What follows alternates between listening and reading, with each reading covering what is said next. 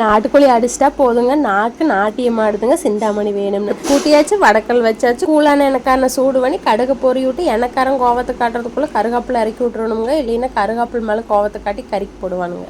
தோலை இருக்கும்போது நம்மளை இலை வச்சானாலுங்க அவனை எண்ணெய் கொப்பரைக்குள்ளே இறக்கணுங்க.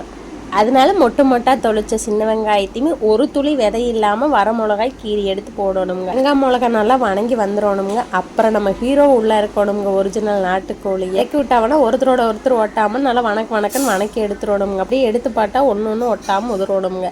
அப்புறம் உரைக்கிற உப்பும் கிருமி நாசிக்கு மஞ்சள் தூளும் போட்டு ஒரு பெரட்டி அப்புறம் நம்ம ஹீரோவுக்கு தண்ணி கொடுக்கணுங்க தேவையான அளவு. நம்ம நாக்கு குசுறு குடிக்கிறதுக்கு இறக்கி விட்டவனுங்கெல்லாம் சும்மா இருக்கிறானுங்க. எல்லாரும் சேர்ந்து நம்மளுக்கு சூப்பரான சிந்தாமணி கொடுத்துட்டானுங்க. செம்ம டேஸ்ட்டுங்க, ட்ரை பண்ணி பாருங்கள். இதில் முக்கியமாக நம்ம ஃபாலோ பண்ண வேண்டியதுங்க விறகடுப்பு, மண் சட்டி இல்லைனா இரும்பு சட்டி, அதுக்கப்புறம் சின்ன வெங்காயம், விதை இல்லாத வரமிளகாய், அவ்வளோதானுங்க. இதை கண்டிப்பாக ஃபாலோ பண்ணிங்கன்னா டேஸ்ட் அல்டிமேட்டாக இருக்கும். ட்ரை பண்ணி பாருங்கள்.